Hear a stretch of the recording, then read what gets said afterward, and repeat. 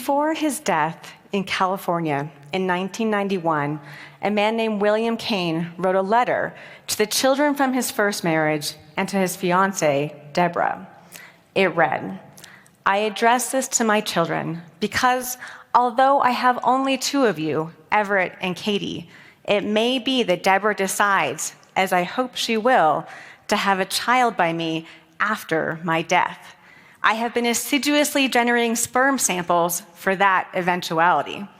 If she does, then this letter is for my posthumous offspring as well, with the thought that I have loved you in my dreams, even though I never got to see you born." What happened after William Kane's death was a lawsuit that would forever change the law. His ex-wife and adult children argued that Deborah should not be allowed to use the sperm samples. They should be destroyed. And a trial court agreed with them. But Deborah appealed, and a California appellate court agreed with her, finding that William Kane and all of us have the right to use our DNA after our death, even to have children. I'm sure everyone in this room has let their loved ones know if they can use their DNA to have a kid after they die, right? Okay, probably not yet. But what happens if we don't tell anyone, if we don't write it down? And what happens when a couple creates embryos together for use down the road, then divorces, or eggs and sperm are mixed up, or an embryo transferred to the wrong woman? Because all of these things have happened. Thanks to advances in technology, there are more ways to try to have a baby. But the law has lagged behind. And because the law hasn't kept up with the technology, it's hurting people. Families trying to conceive, donors and surrogates trying to help them, and the children born into these wild situations. And one day it could affect you or your loved ones. I'm an attorney, probably not surprising by my knowledge of egg, sperm, and the law. I started my career in the investment management group of a large international firm, forming hedge funds. At parties, when asked what I did for a living, my answer was generally followed by glances around the room for someone more interesting to talk to. But at that time, I was surrounded by people thinking about having babies. From my housemates who were a gay couple, to my sister and her husband struggling with infertility. And I learned about assisted reproductive technology law. I had the chance to read through an egg donation agreement, and it blew my mind. So many questions I had never thought of. What if an egg donor goes through a single retrieval procedure and has 20 eggs retrieved? Not a crazy number. Could those eggs be donated to 20 different families? Could each of those families have a child genetically related to her? What about disclosure and future contact? Would she know the children? Would the children know each other? I was fascinated. Way more interesting than hedge funds.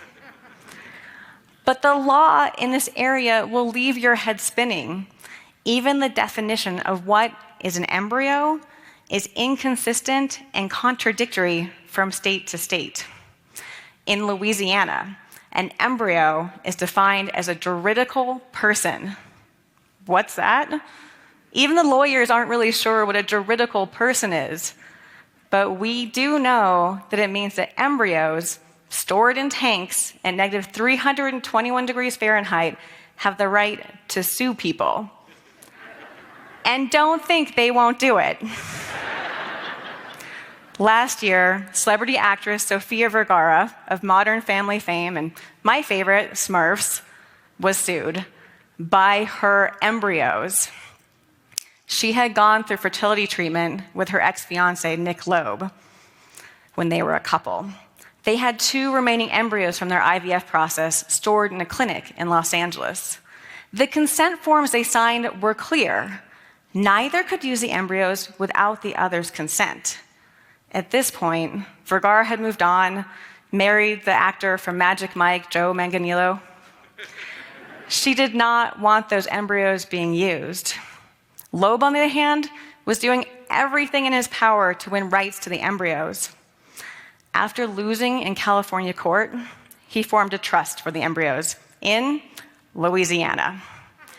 He even named the embryos Emma and Isabella and had them file a lawsuit against Vergara, demanding that they be brought to birth. Ultimately, the lawsuit was dismissed for lack of jurisdiction, meaning Louisiana wasn't the right place to hear the case. The embryos were in Los Angeles, California. Neither Loeb nor Vergara lived in Louisiana. But given Louisiana's definition of embryos as people, it would have been fascinating and concerning if the court had been able to rule on the case. Of course, these were celebrities, so we got to read about their case in the news. But it could happen to anyone who's gone through IVF. By contrast to the idea that embryos are people, other laws and judges treat embryos as property. In Texas, a probate judge was forced to determine the legal properties of 11 embryos when a couple was murdered, leaving behind their embryos and their 2-year-old son. The judge determined that embryos have value and therefore were property and should go to the couple's heir, the 2-year-old, to determine what to do with them when he turned 18. That's a heavy responsibility for an 18-year-old. Does he transfer them to a surrogate and raise his genetic siblings? Does he donate them to others? Does he forget about them entirely? Not likely that his parents were thinking about these questions when they formed those embryos. Aside from struggling with the definitions of eggs, sperm, embryos, and who can use them, the law especially struggles when there are mix-ups in the lab. In 2018, a woman in New York, pregnant with twins, was surprised at her ultrasound appointment when her obstetrician congratulated her on having 2 boys. You see, she had gone through IVF in California, and there her embryos had been tested and shown to be 2 female embryos. She called the clinic, but they said, "Don't worry about it. Ultrasounds are frequently inaccurate. You're having 2 girls." But she gave birth to 2 boys. And they didn't look like her or her husband. They did genetic testing, and she was not genetically related, nor was her husband. In fact, the twins weren't even related to each other. Across the country, a woman in California got a call from her fertility clinic. It had been about 9 months since she'd gone through a failed embryo transfer. She thought she was being asked to come in for routine testing, but was met with a room full of doctors, lawyers, mental health professionals that told her there had been a mistake. Her embryo had been transferred to another patient, and her genetic son had been born in New York, one of the twins. A judge in New York determined that the birth parents were not the legal parents of the children. Instead, the woman in California and her husband were legal parents to one of the twins, and another couple entirely were legal parents to the other twin because they were the genetic parents. But a similar thing happened in Italy with the exact opposite result. There, 2 embryos were transferred to the wrong patient, and a judge determined that the birth parents were the legal parents of the children, and the genetic parents had no legal rights at all to their own genetic children. It's time for the law to change. Here in Colorado, our lone egg and sperm donation statute has the language, "a wife with her husband's consent." It's a little offensive to us liberated women, but also doesn't include single parents by choice or LGBTQ parents. It also doesn't include those who donate their embryos or those who receive embryos to have a child. What can we do besides advocating for better laws? We can think carefully about our own reproductive material. Every adult knows that they should have a will, even if they haven't done it yet. A will lets those we leave behind know what to do with our assets and our possessions, but most wills don't include an invaluable asset, our reproductive material. And that leaves loved ones confused and facing inconsistent laws. For instance, in 2019, a West Point cadet named Peter Zhu was in a tragic ski accident. His family begged the hospital and then a judge to let them retrieve his sperm. They explained to the judge that their son had always wanted to have children, and moreover, it was of vital cultural importance to them to continue their family line. The judge was persuaded. He issued the order to allow the son's sperm to be retrieved and later used for conception purposes. But here in Colorado, the law is not the same.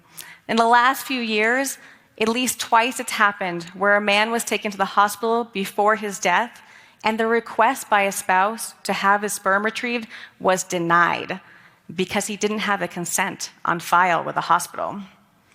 But in another case, where a man died suddenly and was taken to the coroner, his spouse's request to have his sperm retrieved was granted because the coroner is not subject to the same policies and procedures as a hospital.